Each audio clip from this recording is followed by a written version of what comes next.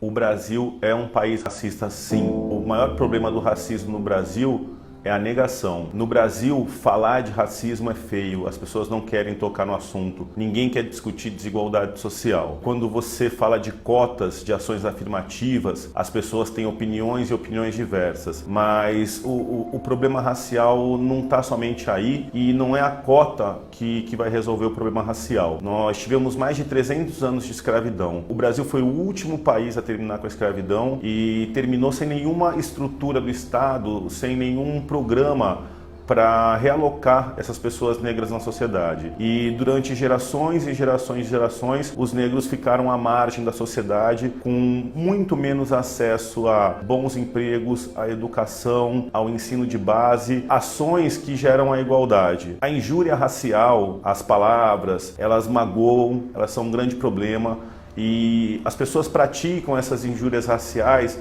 sem ter consciência do que elas estão falando. Tem uma música do Jorge Aragão que fala: se preto de alma branca para você é um exemplo da dignidade, para nós negros nos machuca e nos faz sofrer. Muitas vezes eu fui apresentado em lugares: olha, esse aqui é o da Cunha, ele é delegado de polícia, esse aqui é um preto de alma branca. Eu nunca repudiei, nunca falei nada, nem me sinto vitimizado, mas assim, aquela pessoa cresceu ouvindo injúrias raciais e ela continua propagando sem saber que aquilo machuca o irmão dela. 50% do país é negro. A maior desigualdade racial do Brasil não está nessas injúrias raciais, nessas palavras.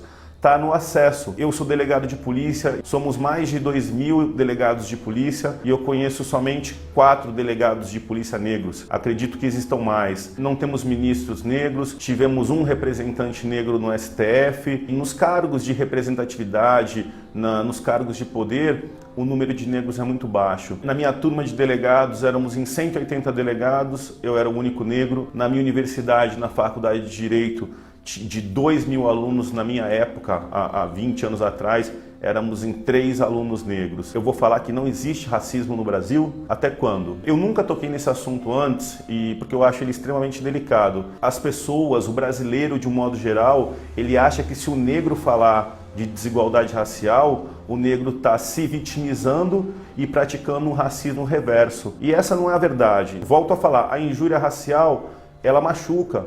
Mas a questão não é essa, a questão é você estar num restaurante de classe média alta, ter 30 pessoas comendo e você olhar e ver um negro de 30. A questão é você frequentar um clube, praticar algum esporte e não perceber negros. A minha mulher é branca, minha filha é mulata, meus filhos são mulatos, negros também. A gente, de anos para cá, desenvolvemos o hábito. Todas as vezes que nós vamos num local de nível social médio, não é de nível de elite, né?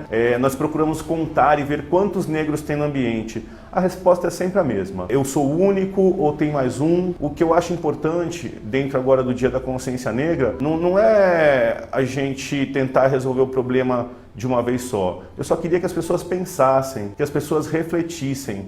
Essa injúria racial do negro de alma branca. Amigos meus falam isso pra mim várias vezes e acham que eu não fico magoado. Eu fico muito magoado. Mas assim, são meus amigos e eu repito, né? Eles não sabem o que eles estão falando. Se eu falar como negro, se eu colocar numa roda de pessoas brancas a questão da cota, na grande maioria das vezes eu vou ser atacado. Em relação à cota, eu concordo com a cota em parte. A cota, ela tem que ser para todo aquele que não teve acesso à educação, não somente para negro. Mas quando a gente fala disso, de todo aquele que não teve acesso, quando a gente chega na favela, a gente tem 70% de negros na comunidade e mais 30% de nordestinos. O número de pessoas brancas de origem europeia e etc. é muito pequeno. A periferia é negra. Eu sou delegado de polícia, já aprendi mais de 4.000 pessoas. Todo dia eu estou vendo que a grande maioria das pessoas que estão infringindo a lei, que estão sendo presas, são negras. Eu converso com eles, eu pergunto.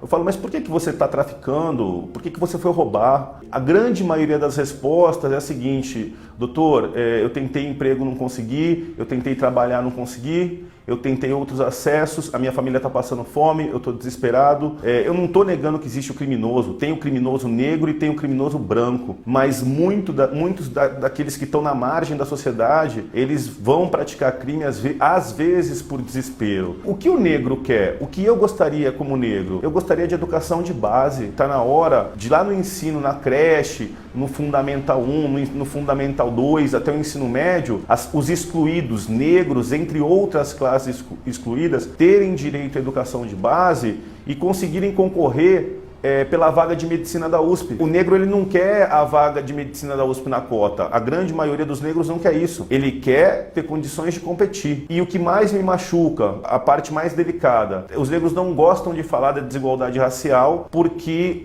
tirando os próprios negros, o restante do Brasil nega. Então, quanto mais você vence na vida, minha mãe é semi-analfabeta, meu pai é semi-analfabeto, eu passei pelo judô, pelo esporte, passei pelo exército, fui oficial do exército, sou delegado de polícia, tive cargos de chefia e sempre olhei para o lado e sempre estava sozinho. E sempre muitos poucos negros nesses cargos de liderança, nos cargos de chefia. Mas tinha que ter mais negro por quê? Porque tem que ser igual? Porque é uma disputa? Não. Tinha que simplesmente ser isonômico. Tinha que ser automático. Se metade da população é negra, por que o negro está sempre na favela e na elite, nas lideranças o negro não está? Isso por si só mostra a desigualdade racial. As pessoas se surpreendem, falam, nossa, você é delegado de polícia e é negro. Não devia ter surpresa nenhuma. Tinha que ser totalmente normal. As pessoas falam da Maju, da Maria Júlia Coutinho, apresentadora da Globo. Nossa, uma apresentadora negra. Só o fato de causar essa estranheza já é a desigualdade racial escrachada pra gente.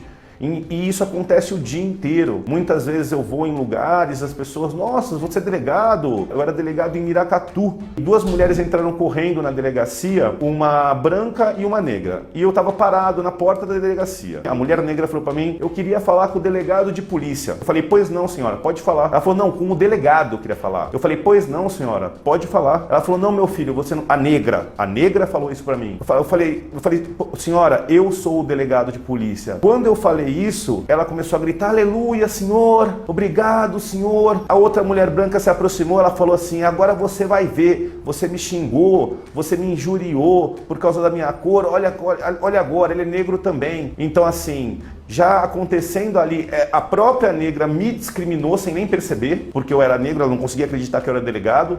Depois ela quis usar isso contra quem tinha praticado injúria racial contra ela. É uma sequência de desigualdade, de racismo, que as pessoas não sabem nem o porquê e nem da onde, sabe? E isso vem de um processo de abolição da escravatura desestruturado. Eu não estou aqui para fazer propaganda, falar assim, Da Cunha, por que você demorou tanto para falar disso? Porque eu nunca me senti à vontade, porque talvez a mensagem que eu queria passar, ela não fosse tão forte se eu não tivesse me destacado socialmente, se eu não fosse delegado de polícia negro, né? E eu passo essa mensagem para negros, para brancos, para todos.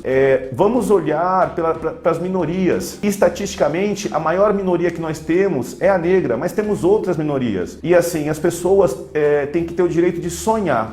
O que eu sempre quis, eu nunca tive direito de sonhar com medicina na USP. Eu fui para o exército, eu fui ser delegado e eu fui seguindo os caminhos das oportunidades que me apareceram. Eu acho que a gente tem que, consciência negra, a gente tem que pensar assim. Estou falando hoje porque acho que chegou o momento de eu falar. Eu acho que a gente tem que pensar em diminuir a desigualdade. Só isso. Existe racismo, mas o Brasil é um país maravilhoso, o nosso povo é maravilhoso e se todos nós com inteligência pensarmos, tivermos ideias juntos, a gente vai diminuir essa desigualdade e não vai se assustar por um negro estar no STF ou por um negro estar em algum lugar e também não vai fazer a conta se é negro ou se é branco. A desigualdade racial, ela vai terminar o dia que ninguém mais olhar para a cor de ninguém.